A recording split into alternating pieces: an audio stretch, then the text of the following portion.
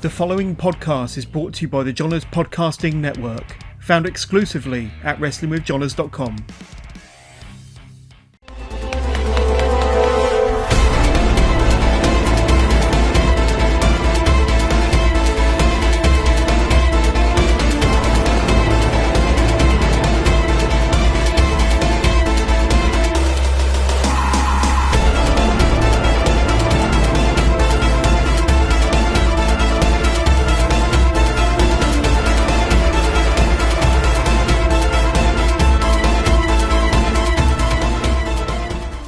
So, welcome to Work the Left Side. I am joined this week by the awesomeness that is Cruz. Thanks for joining me, man. Thanks very much for inviting me to be on. Look forward to chatting about it. Yeah, well, like I say, we've got to obviously looking to hit up and speak to what I call, or what I would class as being like, the best of the British wrestlers, from the last 10 years, people that I class as being key to the resurgence. Because I spoke to this about other people, but it was about 10 years ago. I think British wrestling got its second boom. Yeah, And I like you, Archie Singh, Haskins, amongst many others who will probably come up. I hold accountable for that. I think you guys are responsible for helping to get British wrestling back to where it is now, which is obviously on back on television. And obviously you guys at NGW have been on TV for a long time. yeah. I mean, that's the first time I've ever heard anybody put it like that in that context about the importance of like this era of talent that I was a part of. I've never really heard someone say that. That's actually that's quite an interesting thought, and it's flattering as well at the same time. It's nice to look back and say that you contributed to something like that, because it has been incredible to see. I think back to when I started in 2006, and if you was like 60 to 100 people in, it was like, oh, wait up, getting excited here. I mean, that was when I started, so I was obviously on those lower independent shows. I wasn't working for the All-Star Wrestlings at that point, or the 1PWs that were around. But it does make you look at the places that, the world. Just before the pandemic, you'd be hard pressed to find any independent promotion that wouldn't draw over 100. It was incredible. That was just happening all the time. Like everywhere you went, there was such a boom about it all, and it became it was very. You don't realise at the time just how cool it is until like something like this happens and turns everything on its head. Like, yeah, appreciate what you've got until you haven't got it. Yeah, exactly. Forward to getting it back again. So I see anybody who watches these shows knows there's no real structure to this, so you'll probably find that I jump around a little bit, so apologies.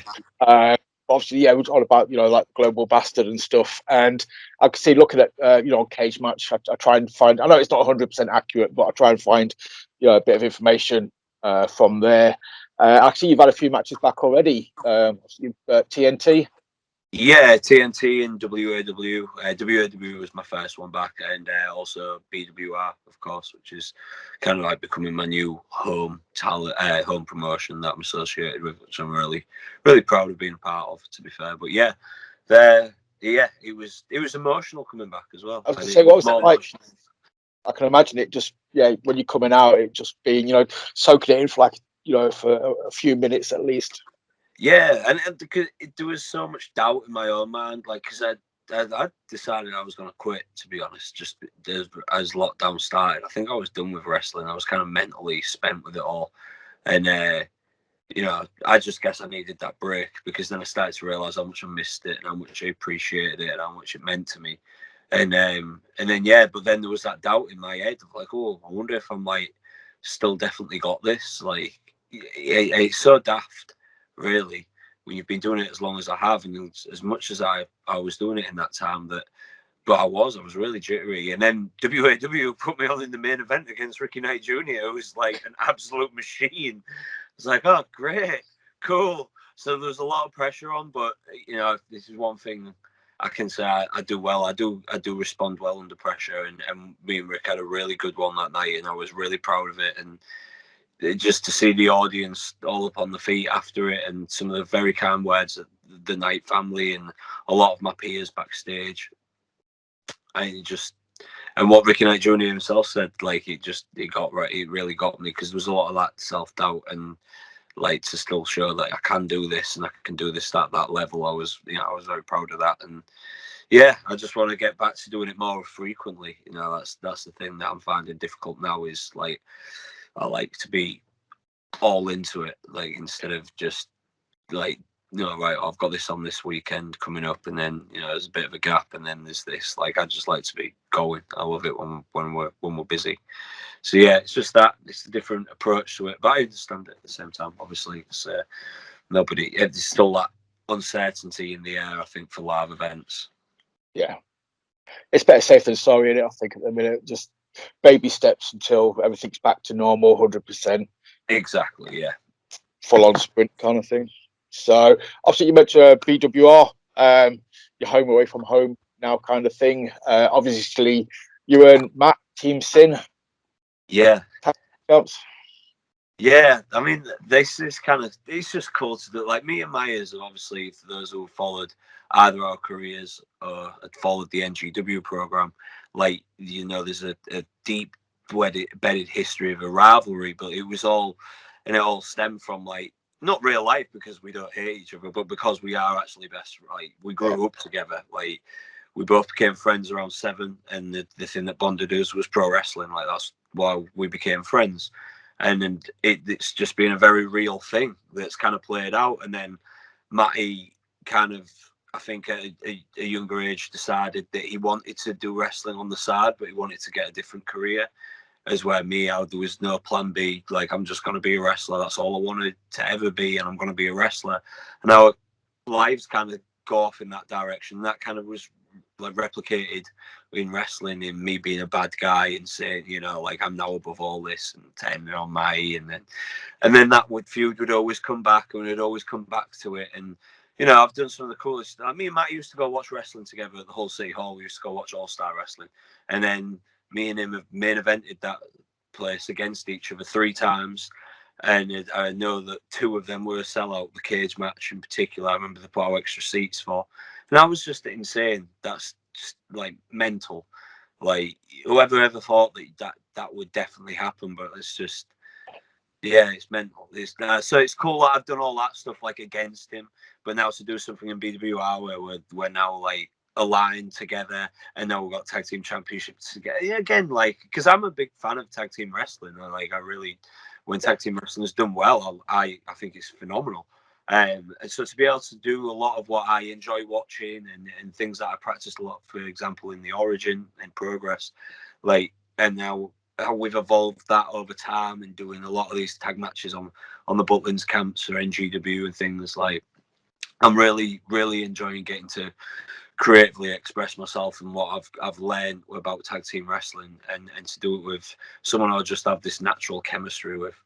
That you can't replicate it, you can't swap it. It's Nathan and Matty, and that's exactly kind of, we just find the dickhead side of us for all intents and purposes, for what we're having to portray there at BWR. We found those dickhead sides of us, and it's just that coming out, like, me and him when we wind people up. Do you know what I mean? Like, we'll wind our friends up and things like that. It's kind of just what we're doing in there, and I'm really, really enjoying it. Like, it's a cool chapter, because I know that there's a lot of personal things that's going on in Matty's life.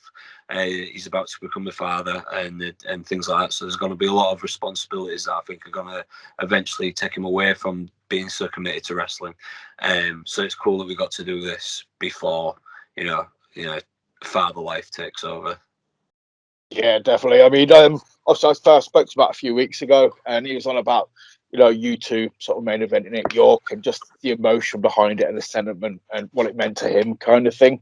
So echoing pretty much what you sort of said there, and obviously, about them working together. And like I say, it's just the friendship that you've got. You can just kind of turn it up to 11 just to annoy people sometimes. Yeah. It's just like, it's just like, they will say that's the best part about wrestlers, is when it's like kind of true to yourself, but you can just turn it up a notch. It's just like, yeah, because me and Matty, I've got like our fair share of frustrations with like certain things that's happening in both our careers, and we can just project that into well, it's BWR's fault or whatever, and we can project that, you know what I mean, for whatever it is, but so it's still coming from a place that's true and something that we can both relate to together, but then it's just presented differently, if you get what I mean. And but yeah, I'm loving it. It's so much fun, and like I say, some good teams that we've had.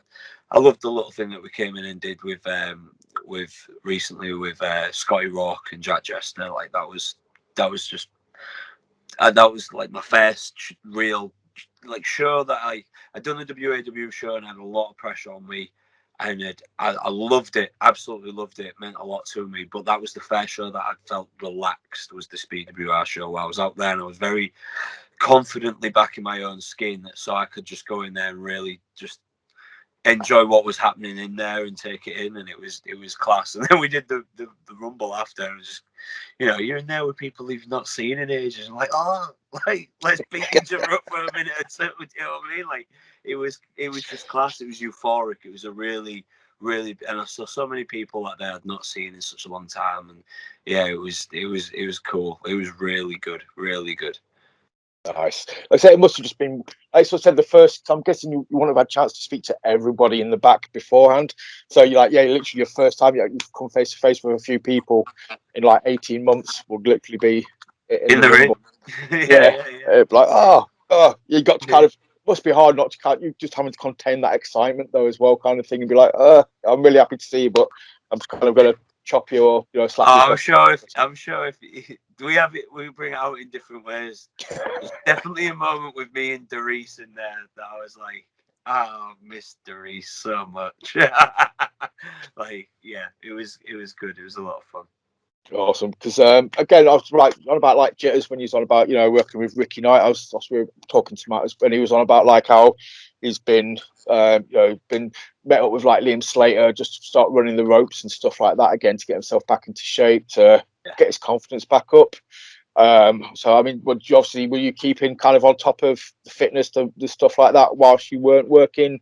Yeah. Did you have access to a ring just to run the ropes beforehand? I mean, I stay active all the time, to be honest. Like the gym and being active is like a big part of my life now. I mean, throughout lockdown, one of my jobs, I was working all kinds of shifts at a gym. It's actually where I've been tonight. That's why I said we have to do this at 10 and not 9. It's just such a big part of it for me. But there is nothing that can replicate wrestling, because of it's taking the bumps and having the wind driven out of you, and then still engaging an audience while you're then having to do all the athletic stuff inside, and not to mention you've got somebody else's health in your hands, quite literally. So there's that to take into consideration. But fortunately enough, the BWR training school that myself and Myers are teaching at, it's literally just across the road. We live in Hull, it's just over in Grimsby, so we can just shoot over there. We just had access to the ring, just as long as it was like two of us and could keep social distance and things like that. Like we could get in and actually stretch out and do a few things and try to keep on top of doing some drills. There was a few places that was like still, as long as it was socially distanced and there was limited numbers, we could get in for a brief period of time. So especially like when the gyms opened again officially, I mean, it was, I was able to keep on top of my fitness, thankfully. But the first few sessions, I remember being back in the ring, I find it difficult to catch my wind again. And again, that was going into my head, heading into that Ricky match. And like, right, I need to stay up with his cardio, and I can't let this match down on myself and things. Like, it's a big thing. Like, it really does go through your head a lot beforehand. But yeah, I was able to, thankfully, like I say, and I remember for the most part, I ride my bike everywhere as well. Like I'm in my car when I'm busy, but like if I haven't, I'm walking my dog or I'm biking around. So I stay quite active. That's always a plus. So yeah, you mentioned obviously your love, or your liking of tag team wrestling. When I was looking again, going back to Cage Match, I was looking through, and yeah, you mentioned the Origin. Obviously, I know it's a big chunk of work, with the Origin, like Mastiff. And then I noticed you teamed. Well, you went through a period where you was either in a tag team with Maxted or you was fighting Maxted, it seemed. That other quite established team. And one of my first exposures to you back in the day was the Screw Indie, Ewan Haskins. I'm not sure if anybody else there. I just remember Ewan Haskins mainly because of the promo pictures where he's like, "I'm a pro," the whole Screw Indie movement. Yeah. I mean, that was I mean, that is what it is. Like, some people have different opinions on what that was, but like, all I can say is, like, Haskins and I sold a lot of T-shirts. Yeah, well, that's what I thought. Just like a heel faction within wrestling. I didn't think it was anything really much more than that. It was just, like I say, it was good merch. I remember coming to like NGW shows and seeing shed loads of Screw Indie or I'm independent. It was either way. It works both ways, didn't it? Exactly. Like, I thought that was what was so good about it, was the opposed. Like, especially seeing it in the crowd, like, that was really, like, interesting to see to me. But it was that was I mean, me and Haskins have done a lot of tag team for Brian as well.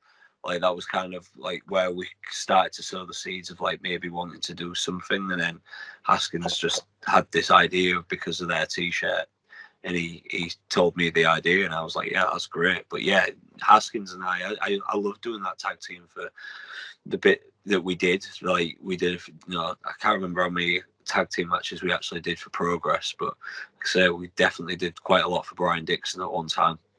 And I really enjoyed that, and I learned a lot as well from doing that with Haskins. Like, he was fundamental in helping me get to, like, that next level, to be able to like, understand again, just working towards a more adult-based audience. Like, I'd say Haskins and Marty Scale are the two that helped me the most in understanding that. Yeah, I mean, Haskins is it was my first ever guest on here. I spoke to him ages ago, and he's doing all right for himself, isn't he, really? Is he all right? Yeah, Haskins has sorted life out, mate. Like, he's got the best life ever. I swear to God, he's honest, because, like, I don't know if you ever met Vicky, but she's like the coolest. She's one of the boys. She's like the coolest person ever. Like, his wife says his kids are class. Like, Jack's adorable. Like, just because I remember when Jack was born, like, I remember, like, a few weeks later, like, actually seeing him at Southside, and now to see him growing up into a boy, and it's crazy. Like, Haskins has got the best life. Yeah, he really has. He's got it sorted. Yeah. He's doing all right, and I'm very happy for him. Like, I know, in that time period in particular, within Screw Indie, like, that's how closely I worked with him. I could see how hard he worked. Like, he encouraged me to work harder, because he really does. He thinks a lot about this, and he cares a lot about this, and he applies all of that passion to it he applies it basically, and that's the best way to put it. He's very successful because of it, and he deserves it all. That's it. He is genuinely an awesome guy as well. So I'll say that. He's sound as well. Yeah, he is. He's a good lad. The ice barrels in his back garden and stuff like that. I just don't envy that side of things. So you've had the Origin. Obviously, you've had Maxted as well. There's another guy. Seems to be everybody. I think Matt was saying nothing but really nice stuff about him. I love Adam. Adam's one of my favourite people. I swear to God. Like, I saw him not so long ago at Rev Pro show. I was just so delighted to see him. And then the next week we were travelling together to WAW. And oh God, like, if anybody can make me laugh, it's Adam. He's just such a good dude. I love him to pieces. I really do. And again, like, there was just something that, like, obviously he'd done the Love Island thing, and fair play to Adam. Like, he used that show to propel his wrestling career, and it certainly worked for him, because then he started getting bookings over here in England. I remember the first time I was using them at NGW, and I did have that. So I'm I look back in regret to say that I kind of had a preconceived idea of what he was going to be like, because he'd been on that show. So I've got to get this guy. So we pick him up, and then, like, as we get going, I'm like, actually, he's all right, he's okay. And then I wrestled him that day. Definitely had some areas to improve on, but I was like, actually, he's pretty decent, knows what he's doing.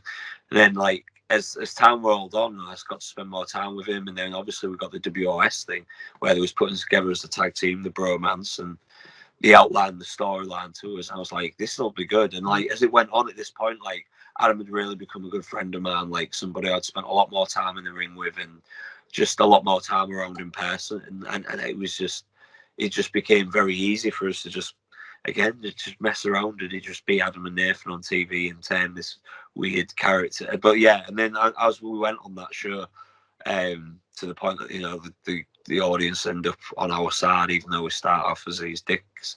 Like it was and then the breakup and the tour we did after was excellent. I mean that Blackpool Tower show, maybe one of the probably my career highlight. The ladder match against Adam that night. I remember there was like 3,500 people or something stupid. And they got this brilliant video package put together of it, but some of the pictures, even the pictures, didn't do it justice. I remember just walking out and seeing it and just being able to like, just how my character is, like, be so smug and take it in. But I was literally like, I was taking in this just massive energy, and like you could really feel it, and it was brilliant. Like, and I've done big shows with thousands of people, but there was just nothing. They were so enthusiastic that night. The atmosphere was incredible. It was so good. And yeah, and again, I've got to share that with Adam. I've had so many good times with Adam, and yeah, and like I'm hoping to have more with him. Like I'm hoping that like me and Adam get to spend a lot more time together now that we're starting to come out of restrictions and the pandemic. I mean, he's definitely, like I say, I don't know anyone that's got a bad word to say about him, but from a fan's perspective, he very much looks like something that's going to be very easy to dislike. You know, if he was like as a heel, he's just that thing about him where you just kind of like. That's it. And but then the moment he could speak to you, you'd just be like, "This guy is class. He's just so funny." Just some of the things that he comes out with, I swear to God, like there's nobody who can. I have me in tears, floods of tears, like for a good 10 minutes solid, just laughing back and forth. He's such a good dude. But yeah, he's definitely got that side in him to do that type of villain, to just be just like, look at me. But then the other side to that is that women just look at him and they're just, it's, you know what I mean? Like he's a very attractive dude. Kids love him because he looks like an action figure come to life. So he has that to combat with. It's just the other blokes. How did you find the whole world of sport thing? 'Cause I mean, that was huge. You know, like wrestling's coming back to ITV. They hyped it. The promos were there. You know, it was a massive deal. And I made my kids watch it on a Saturday.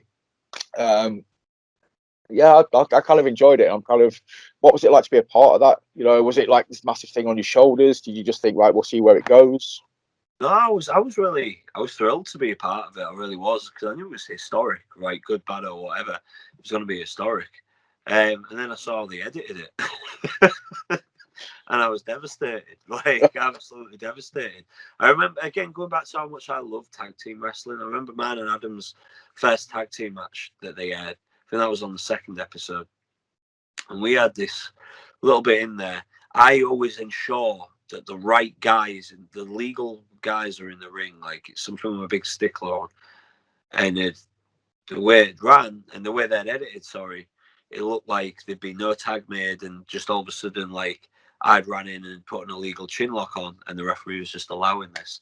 And it was just, again, I know it's something so small, and wrestling fans, like die-hard wrestling fans will notice it, but just general viewers of ITV probably wouldn't notice it. But it was things like that where it's like, right, you're really like, you're messing with my heart now. Do you know what I mean? Like, but the West, it was just like how undigestible the show was because of so many frequent cuts and some of the bad cuts and repeating things that didn't need replays just for the sake of an action replay. It was, if the thing was is that they had wrestling people who knew how to edit wrestling offered to help them with it all the way free of charge, and this turned it down. And it was like, oh guys, like, okay. And then sure enough, the biggest criticism they got was, looks like a cool little show, but like you can't, it was just, the editing was terrible. Just who was editing this, like it was, a lot of that was like put onto, and now overproduced, and it was always going to be overproduced. That was the thing that was one criticism I kind of disagreed with, because it's like, come on, they're making a Saturday TV show like on ITV. This is to counter. I don't know what was on at the time. I don't really watch TV, if I'm honest. But I couldn't tell you. I saw it on. To me, it was like Gladiators spot. Yeah, It was like exactly. Saturday, It's coming 6 back. p.m. on a Saturday. Yeah, exactly. Like, you had to have that big production and be over the top. Like, that's what it had to be. But yeah, I mean, it's a shame, because I felt like it had potential for a second series if it had gone well, because the storylines were certainly there for them to continue. The talent was certainly there, but it is what it is, and and like I said, I'll just look back at it and just say, cool, I got to do that and be a part of it, and I've got something that can clearly display that I know how to work a wrestling TV show. Well, like I said, good or bad, it was there. It was the return of British wrestling. It was the return of British wrestling on ITV, man. And yeah, you were a part of that. So that's monumental. That's history making. And like I say, you got to work with some. Well, there was a lot of good talent involved as well. That was the really weird thing. So I'd obviously size them. Ended up being the champ. Justin, top guy. Kirby, Drake, Slater was in there. Kaylee Ray. So it kind of came about at the same time as NXT UK. So I remember there being a bit of a clashing of people signing for World of Sport and people signing, for NXT. I don't know if that played an issue, if they thought they had to overproduce it because they were competing with. I don't think ITV ever saw that as competition. Like, that wasn't their idea. Like, their idea was to have a weekly time slot for casual wrestling fans, casual TV going fans, like, and to create their own fan base. There was no NXT UK exists, so we can step in. That was never the case. Like, I don't think that was ever their idea, to be competing with. Just competing with whatever's on BBC or whatever's on Sky or whatever's on Channel 4. Do you know what I mean? You're not really competing with a wrestling company. That's fair. That's just me speculating more than anything. Right. Anybody watching this show knows I'm a massive geek. I'm a massive comic book fan. I'm a massive wrestling fan, and I will stand on my soapbox and say there's a huge crossover appeal between wrestling and comic books. I like to talk about this to people that I know appreciate both art forms. Obviously, anybody who knows you knows you're a massive appreciator of comic books. I'm a nerd, man. I'm a full-blown nerd. I love it. Yeah, I've got comic books. It's cool to be a nerd now. We can say this. Yeah. Comic books. Old vintage toys for superheroes. Kaiju, Godzilla. I love all that shit. Power Rangers. That's awesome. I mentioned something to do with a Power Ranger. Did you sort him out with some Power Ranger toys or something a while back? Yeah, what? Sorry? Did you sort him out with some Power? He mentioned some sort of Power Ranger toys to me. Who did? And I would presume Matt. He got me recently. He got me the Ninja White Ranger. That might have been it. That's what he got me recently. Like, I had a summer barbecue and he brought that round for me, which is pretty cool. So I've put that into the toy collection. Yeah, but yeah, and like, obviously he's got a good little Power Ranger collection as well. So yeah, we often get things for it. Do you want to tell us about your show on Yeah. So I love this stuff. So if anybody doesn't know about it or doesn't watch it. Yeah, I mean, it's definitely, I guess, a window into the real me, because I've always been quite big on the old kayfabe, brother, and always kind of stuck to that persona. But then, like I say, kind of after lockdown, when I was deciding that I was going to leave this behind, I was like, I don't know what else to do. And me and Matty have another really close friend by the name of Andy. He did used to wrestle, like, when we first trained, but he ended up that he was actually a really good video editor, a good cameraman, and he dived into that aspect of it. And so if you ever watch some of those very early NGW shows with like the cool build-up big packages that they used to have and all that stuff back in like 2011, 2012, that's Andy, and he's a genius and he's so good at that stuff. So we just said like he wanted to do a YouTube channel himself for a bit, but he just didn't know what to do. And then I was kind of figuring stuff out after like lockdown had kind of lifted, and I was like, oh, I think it was just before lockdown started actually that we decided to quickly film some and see how it'd go. So we just did inside the toy room, and it's just like I'm a collector of toys. A lot of them vintage stuff, like from the 90s. So like Small Soldiers, a lot of the Toy Biz, Marvel, like Spider-Man and X-Men. Batman is my absolute favorite superhero. So I've got a lot like the Batman and Robin 97 collection, Batman animated series stuff. Of course, Mighty Morphin Power Rangers, Godzilla, because I'm a big fan of the original Japanese Godzilla. So yeah, there's loads of cool stuff that we just had to talk about. So Andy put together, and I wasn't expecting it to be as good as that first episode was that Andy did, and yeah, and then I just enjoyed doing it. It's just been fun for me to kind of share something else I'm passionate about that I'm kind of interested in, and we've met people through there as well, which is really cool. Like people who've watched our channel and even sent us gifts and things like that. I was like, that's incredible. Like that's so, and people like occasional comment on it, like enjoying this channel from Brazil. And I just think that's crazy. Like, and it's not a massive channel yet. Like, I think it's only just got like 1.7 thousand subscribers. So we ain't like got a record breaking amount of subscribers or anything like that, but it has connected you to a bit of a community, and it's cool. It's just something that I'm really enjoying. But I've been redoing all the toy room at the minute. I've been had to move some stuff around and create some more space. I've even parted ways with some stuff. But yeah, but it looks awesome now. But then I've got new shit that I've added to it as well. It was my birthday the other day. My mum got me the 1996 Spider-Man Daily Bugle playset at 31 years old, and I was ecstatic. Set it up. It looks awesome. It looks incredible. Yeah. 31. Nice.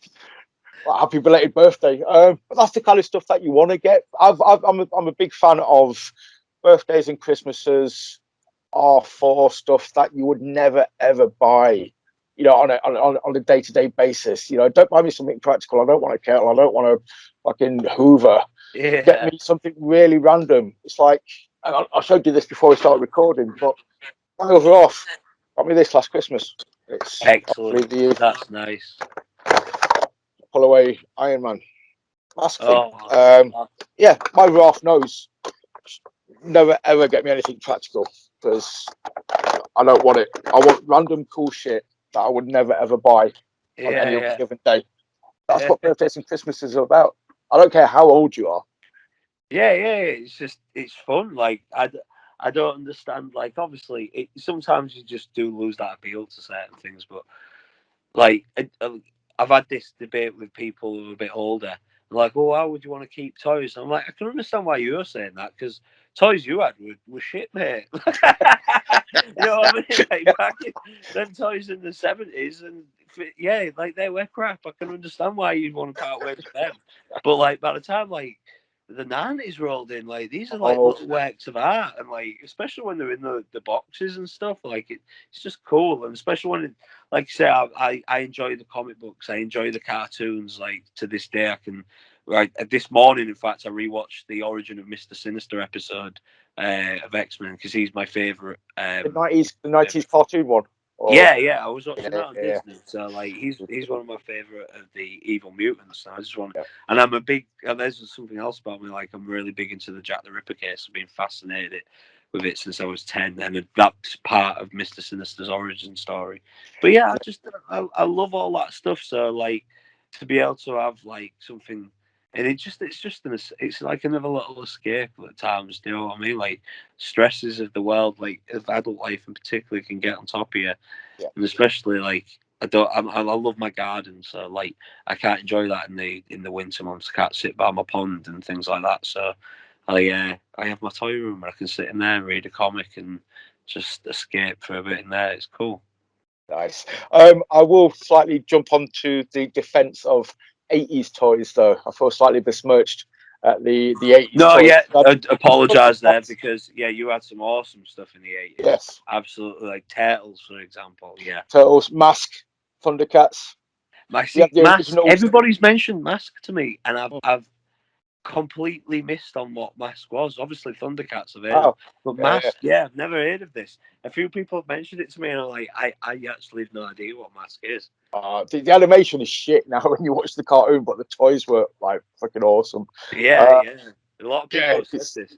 Masters of the uh, Universe. That was the 80s. yeah, it was. Again, animation was shit, but the toys were awesome. Yeah, yeah. No, yeah, the 80s definitely did have it. Yeah, sorry. Should have And we definitely had the said original. 80s, 90s. We had the original Secret Wars toys as well. Yeah, yeah, yeah. First Black Spider-Man toy. Was that the first ever one? Yeah, Giving because it it was back to born. you for my show now. Yeah, because the symbiote was not born but introduced in the Secret Wars. Yeah, yeah, yeah. I knew that was when Uh, he was first introduced, but I didn't yeah, know that was the first toy. yeah. Oh, So, right.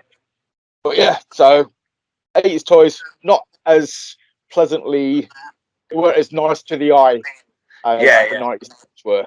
I mean, when yeah, McFarlane started knocking stuff out, that's when it got pretty. yeah, yeah, yeah. Like, and a lot of the artwork was inspired by Jim Lee. Like, Yeah, from the action figures was all from his drawings from Marvel and stuff. So yeah, but yeah, some fucking. But that's the thing with these works of art, and I just think, yeah, they look awesome. I yeah. don't care if I've got a playset of 31. Oh, I'm right there with you, and I've got 10 years on you, and I still get excited by Yeah, that shit. So I mean, yeah. it's fine by me. I'll always have that in me. So right, anyway, I've chewed your ear off enough about toys. Wrestling. What's your goals, man? What's the future hold for Nathan Cruz? What's the plan? Have you got I anything, don't or are we know. just You know what? seeing? Like, I've come, like, I've had too many near, like, experiences with something nearly happening and then something nearly happening that, like, I'm just not saying that I don't have a goal because I still do, I guess, in some ways, but I'm just not so fixated on it anymore. My kind of my goal right now is just I'd like to do it a bit more than I'm doing it currently because of everything, obviously with the pandemic and stuff. But I just want to enjoy. If I do this for 5 more years and it doesn't lead to a major contract somewhere, then so be it. I've met a lot of incredibly good people doing this job.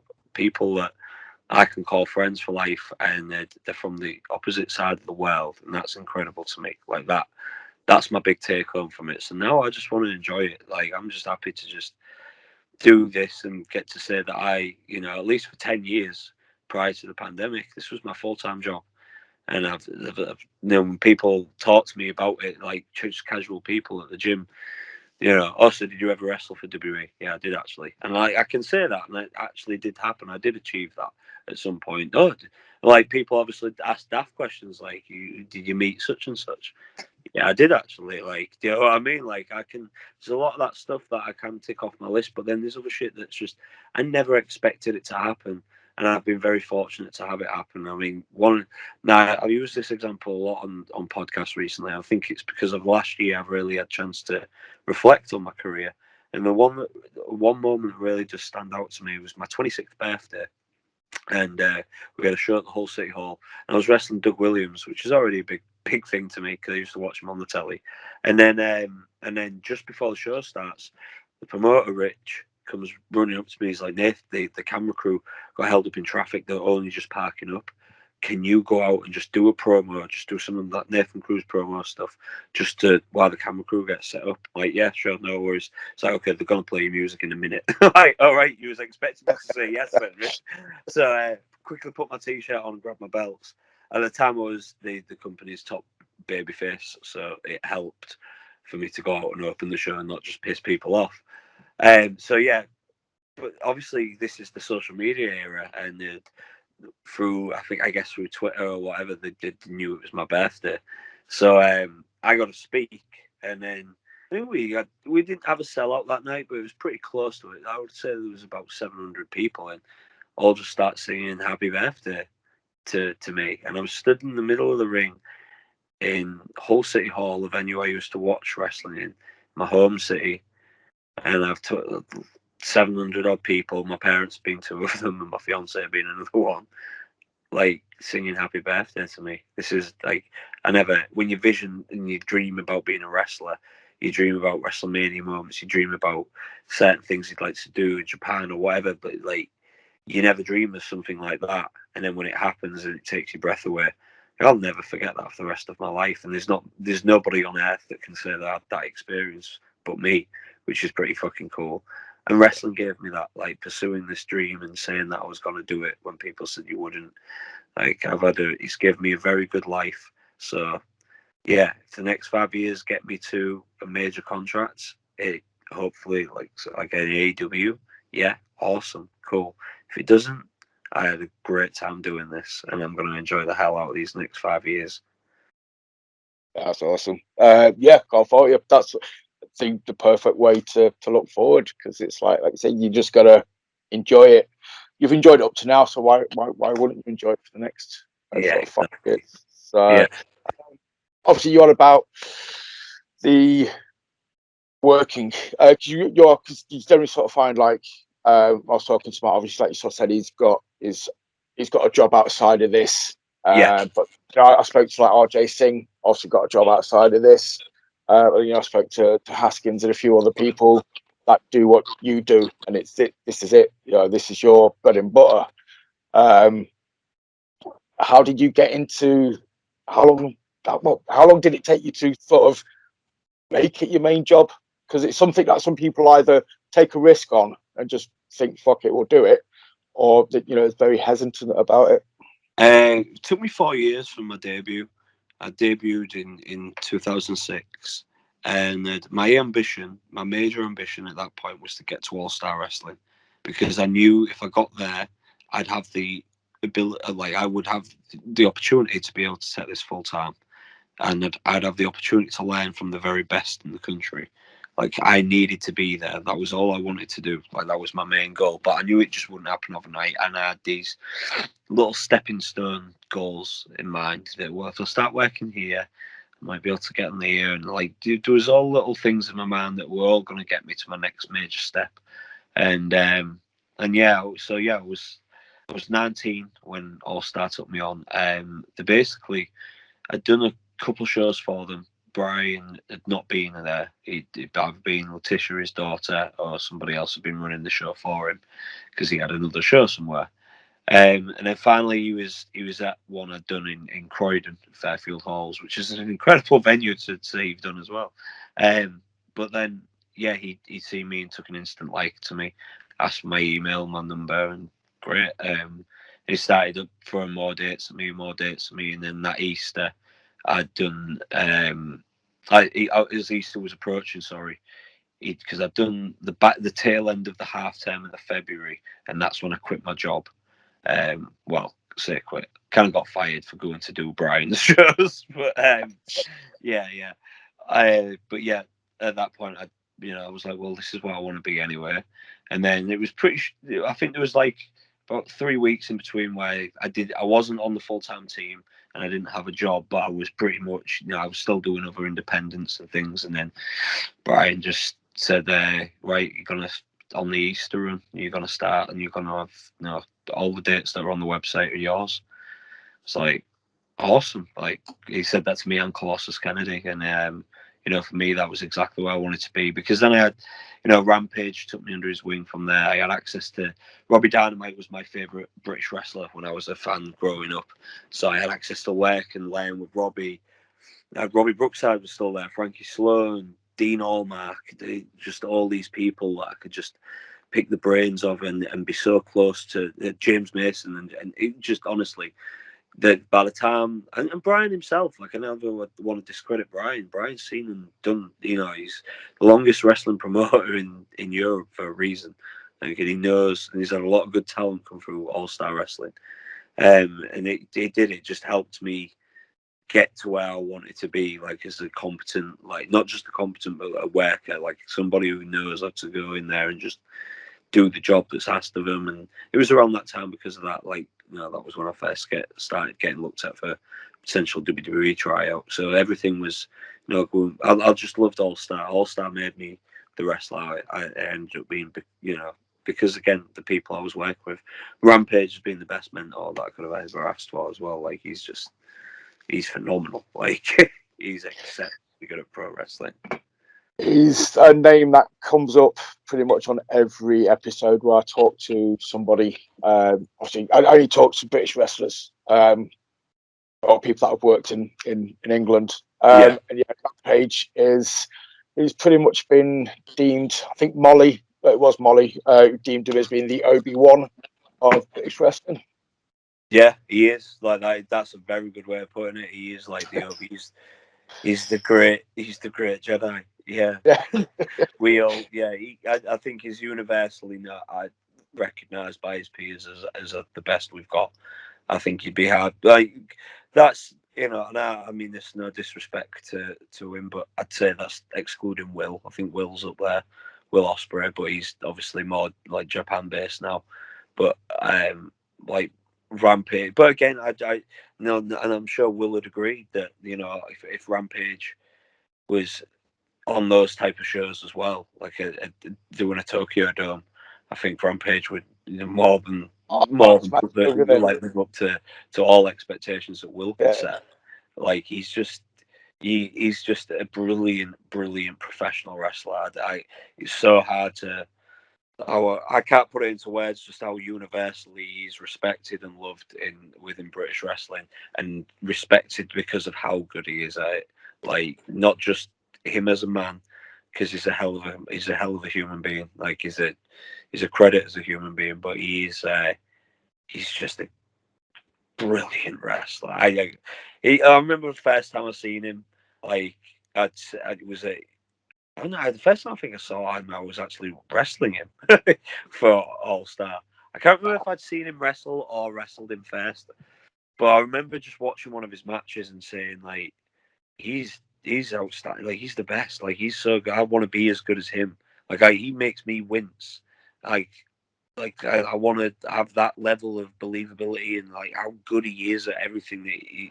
He's so good. He's next level good.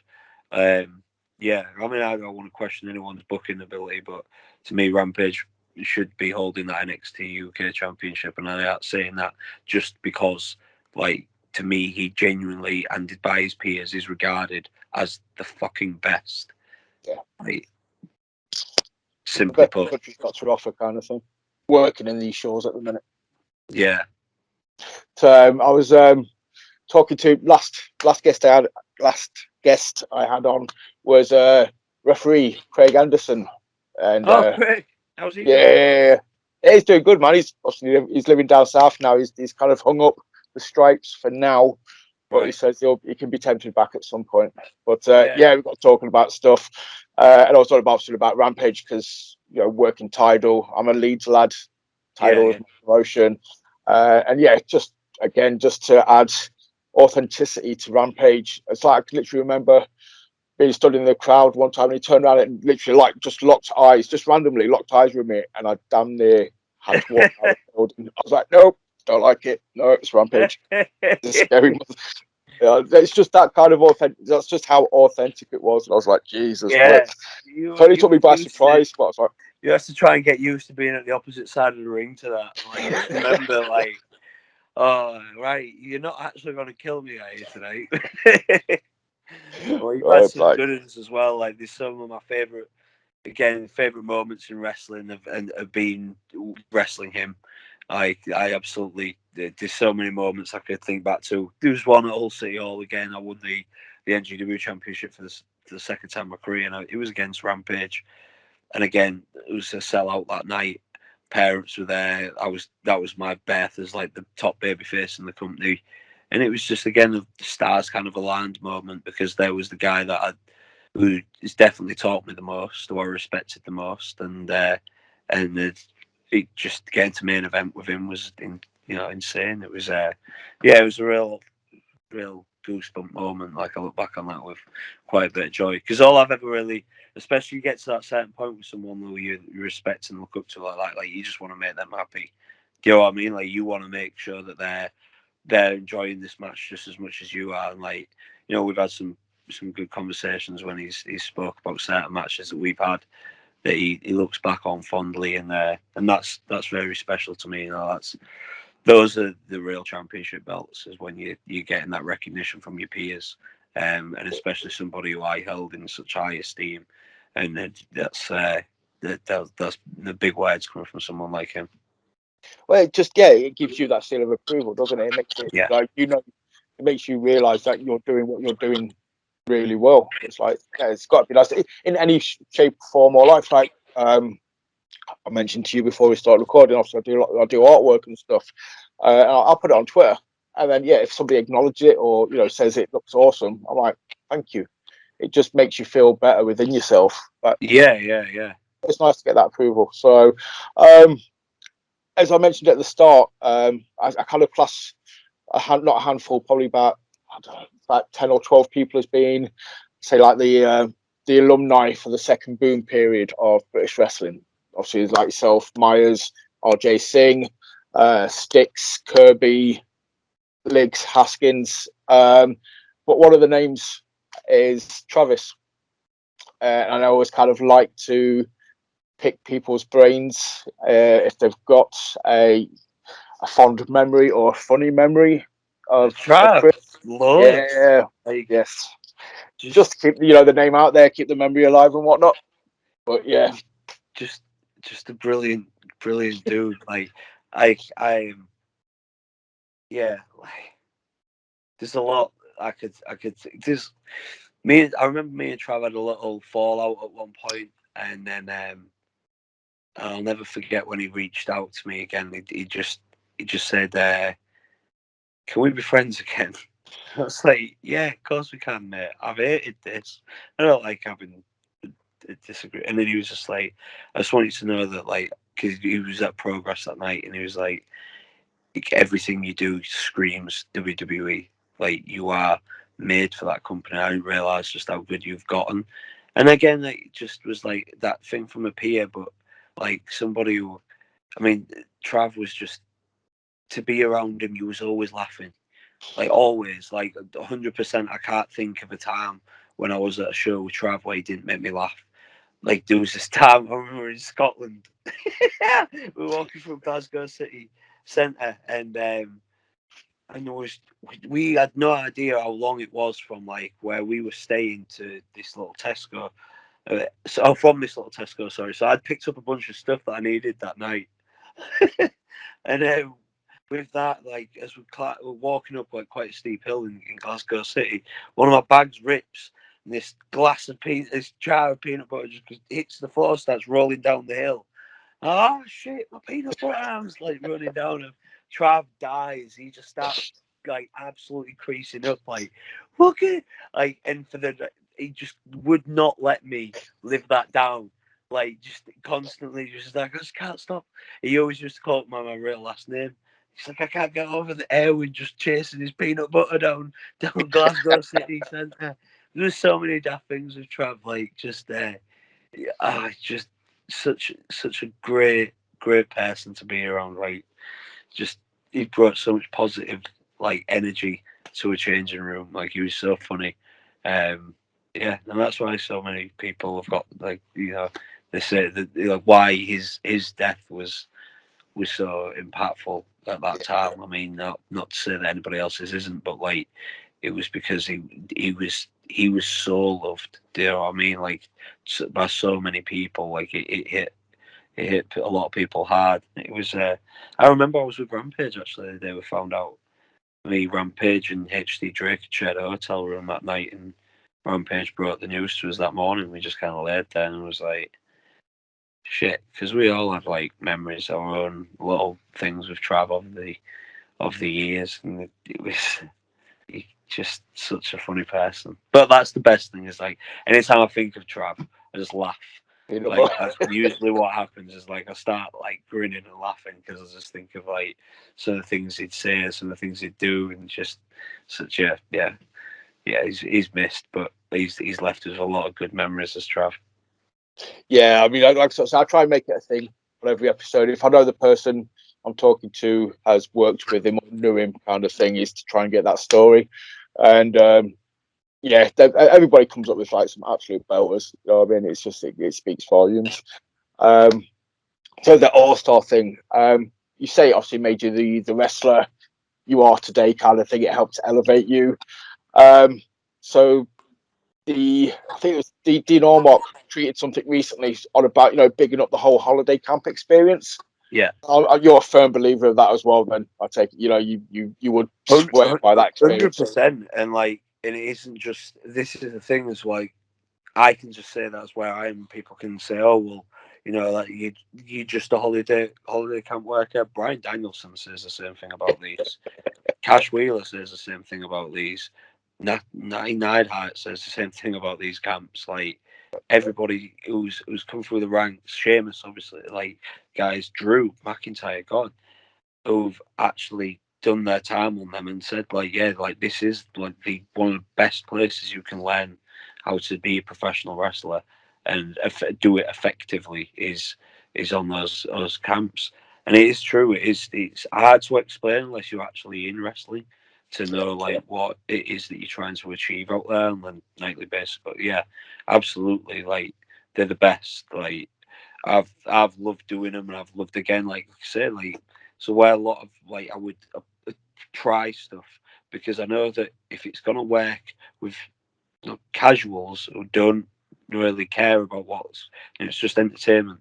That's the entertainment that's there. If I know it works for them, I can bet my right arm it's gonna probably work with a wrestling crowd when it comes to an independent, and like that's why a lot of that stuff gets trialed and tested and worked out is doing those camps. So like I said about like, going back to that tag match thing that I said, like we was doing a tag team title main event on the Butlins run one summer, and it was brilliant. Like it really gave me a lot of time to apply a lot of lessons that I'd been taught by certain people that had gifted me that knowledge and being able to pass it on to there was a lot of Kip Sabian was one of them.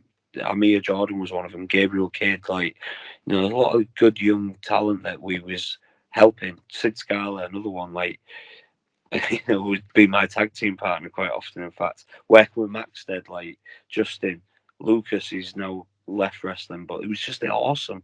I loved it, absolutely loved it. And everything that I did for All Star with on those camps as well was again like I said, it made me who I am today. That first summer, I remember coming out of it a completely different wrestler because I'd do my match and then I'd come right from the curtain, Rampages there, he'd been watching. Like, right, you did this wrong, you did this wrong, you did this wrong. Mikey Whiplash, same again. Right, you need to do this and this and this. Okay, thank you, thank you. I'd tape my match on my camera. Robbie Dynamite would sit down and watch my match with me on my camera. And like, okay, so this, and this. All right, okay. Then I'm wrestling, and then our referee was Frankie Sloan, and like he was so good at like just like again his wealth of knowledge that he would also pick me up on just the little details of like it will look more aggressive if you do this, don't do that like that, like you don't look believable, looks hokey, and like just really tightening my stuff up. And then I was working with a Japanese guy by the name of Shadow Phoenix who trained in Mexico so like with Ultimo Dragon, so it was awesome. Like it was just had this mixed bag of experiences constantly feeding my head. And I'd do that match the next day and correct everything I'd done wrong. And then it'd be like, okay, well done, you got that. But then there was this, and then there was this. And then you're doing this 5-6 days a week. And then go home, change your clothes, then you're right back out on the road. And then again, just that experience of life away, life on the road, and like that to me was what I wanted to get into pro wrestling for. One of those reasons is I wanted to travel, I wanted to see places, I wanted to go explore this fucking vast world. And yeah, it was just awesome. Like I look, there's so many historic venues that I got to wrestle in for All Star that did some, because Brian runs some absolutely gorgeous theaters and grand halls that are like, and now like did they're part of British theatrical history. And I look at some of them, like some of the acts that have been there, walking through, I'm like, oh my god, like like this is insane. Like just some of the places we got to do, like yeah, and like say so many people that I met through there and became friends for life. John Schuyler and Cash Wheeler, the two that I met through All Star Wrestling. And I mean, Cash and I just instantly hit off the first summer he came over in 2012, and I really, really got on with this guy.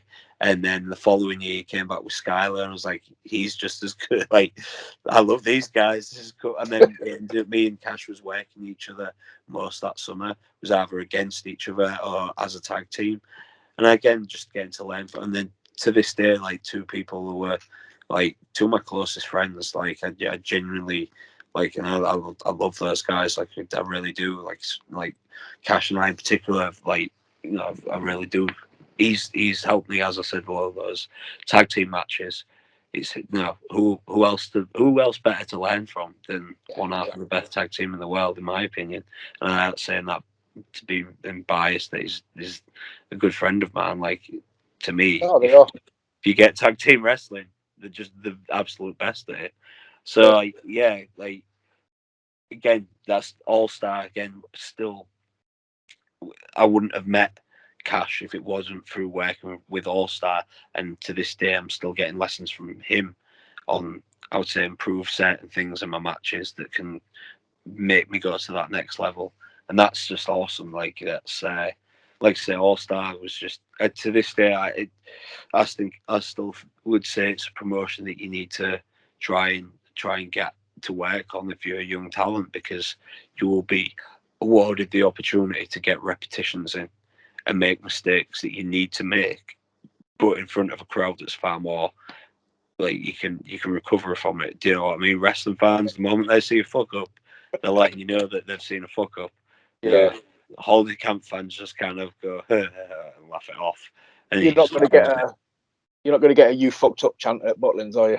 No, yeah, exactly. You're not going to get that. So that's what I mean. Like it's the best place to get those reps in and really just really perfect your art. That's awesome. So is Cash a big advocate for you holding on to the tag rope in tag matches? Oh yes, yeah. All Yeah. that stuff, like really analysing the rules. Like that's like say, like it was around about the time we was doing the Origin stuff. Like I was asking him like for more advice on tag team matches and things like that. And then like over the years, like just little bits that I've shown him. Or what about this? Or what about that? Yeah, like he's really good at just giving me good little tidbits that really make a big difference. And but yeah, and then like just really he gave me a really good like idea of like how to just really get my head around tag team wrestling and like look at it differently. And then for me now, the main guy in there when I'm putting these matches together is that referee, because that can make or break those matches to me. Like, and it really does. Like, it's yeah. I don't want to go too into it, but like Yeah. But I mean, Craig said if you get a good referee, they're invisible. That's exactly what I say. Yeah, I always say if someone asks who was refereeing for the first time, like, oh, I was out there. I was like, well, I didn't know you was there till I needed you. So to me, that means that you're a good referee. Like that's the best way I can put it. Like you don't know they're there till you need them to be there. Yeah. So I'll won't keep you too long, dude, because obviously it's got on a little bit. Apologies, but I do. Before I go into the next thing, I've started. Like, I want to try something different. But your wrestling enjoyments. Did you used to watch it as a kid? Have you always been WWE, WCW, AEW nowadays, ECW? So yeah, as a kid, like it was just always there. Like if you used gladiators earlier, that's kind of how I saw wrestling, because my dad watched it, so it was always just there. It was just a show. So I didn't know there was action figures from it. My mum and dad were very sneaky at first. Like they wouldn't let me. Like, oh no, I don't know. Like the gladiators, you don't see action figures of them, and like although apparently they did. But either way, like that was kind of a thing. It was just a TV show with these awesome weird people on it, and that was kind of I guess was my first. It was just always there. And then, as you know, if I can think back to a character that I attached to, it was the Undertaker. Like that would be the first clear memories I have of wrestling would be his entrance. Like that was probably what my first clear like watching pro wrestling was. And my uncle used to make me like, because we never had Sky Television, we only had but my uncle did. So used to make me like a little tape of like different cartoons and stuff on it, and it also had, I think it had a WF Superstars, so I used to catch up with it on there, and like along with my Batman and Spider-Man cartoons and Power Rangers episodes and stuff. So yeah, like it was just there, and then by the time I was 10, it had taken over. Like I die hard. I loved WCW. I got hooked into the whole Goldberg like streak thing, like proper rubbed. I loved Sting. I just like, this is awesome. Like wrestling consumed it. Like that was it. There was nothing else that I had an interest in anymore. Like I just watched wrestling, played with wrestling figures. My spare time was wrestling my mates. Like that was all I cared about. It was, and then it was WrestleMania 17, or it was the turning point for me. So I was 10 years old. I was off school because I was really ill, and I actually was ill for once because it was WrestleMania. And someone had taped, as a neighbour had actually taped me WrestleMania for me. And like I said, I was an Undertaker guy. And I just remember when he was draped over the middle rope just after he's had this incredible match with Triple H. And he's bleeding down his forehead, and he looks out in his hometown at 63,000 people in the Houston Astrodome and says, "This is my fucking yard." And I just remember like that hitting me on like a really deep, even at 10, I was like, wow, I may never meet Mark Calloway, but yet he has affected 10-year-old Nathan Irwin in Hull, England. And then there he is in his hometown. And none of those people may never actually know him as the person. They only know the character. But look at that. Look at the emotion he's making them feel. I can't just do this. I can't just be a fan. I have to do this. Like that was that turning point. Wow. 10 years old, and I know that sounds ridiculous to some people, but I swear to God, like that was the moment I knew this is what I have to do with my life. I can't just be a fan of it. I want to be a part of it. I want to be a wrestler, and it just took precedent from there. Like everything I did was all around. You know, that was when we started a backyard promotion and all that daft shit that you do when you're young. But then, before we was able to found a wrestling school. But yeah, that's an overlooked match. Yeah, WWE fan, I guess. WWE fan, and but like the one. That's an overlooked match as well. That Taker Triple H match. People obviously remember the two later matches at Mania, but they don't ever really remember or discuss that 17 one. And I think the 17 one's the best one. Like that's the one I love. Like I think it's incredible. I just think it's such a good. It's just such a good comeuppance of this villain who's been a piece of shit for so long, and just the ride that the wave of emotion in the audience. It's class. Such a good. I think all three matches are good. I think each match is different. Each one they're all different. All different stories. So, it's like the Rock Austin trilogy. You got the same with the Triple H Undertaker trilogy, which again, I say people don't really acknowledge, but it's a damn good trilogy. So the reason I wanted to ask that though is because I'm trying to devise a way to end shows a little bit more decisively. So I'm going to ask you a couple of quick fire questions. I'm going to sort of give you options between two wrestlers. Okay. And I want to sort of see who you pick, if that's all right. Okay. So we'll go old school first of all. So Bret Hart or Shawn Michaels? Shawn Michaels.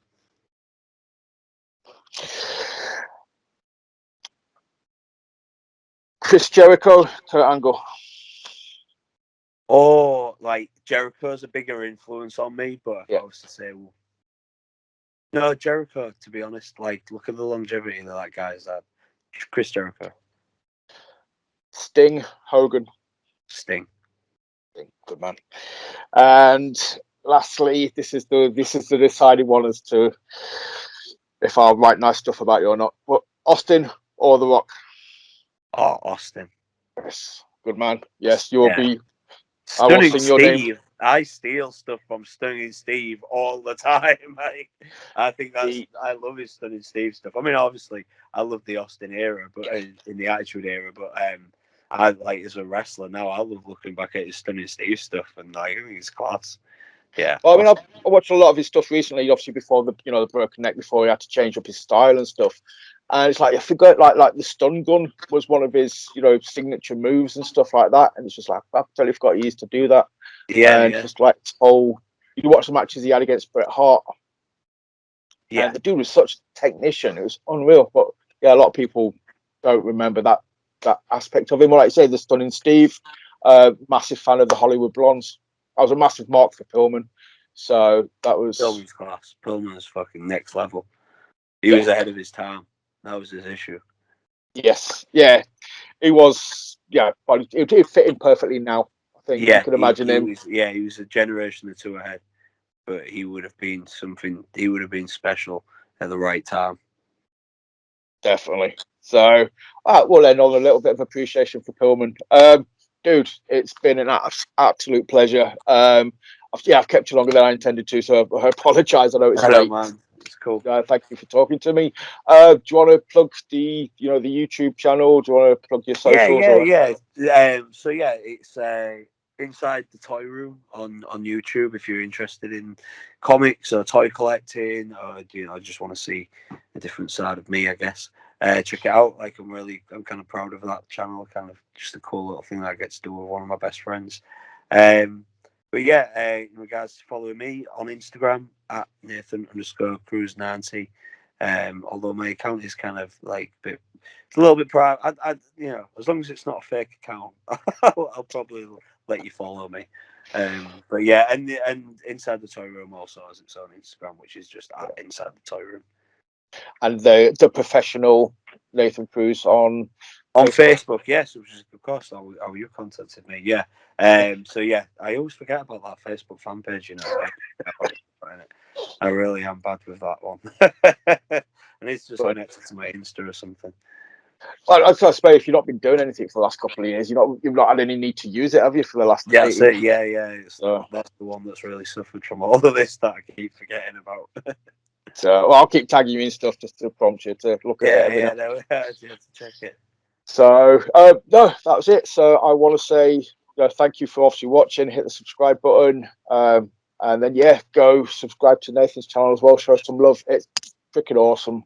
If you're anything like me, you love that kind of stuff. So yeah, go check it out. Go watch it. Go enjoy it. And I will see you soon.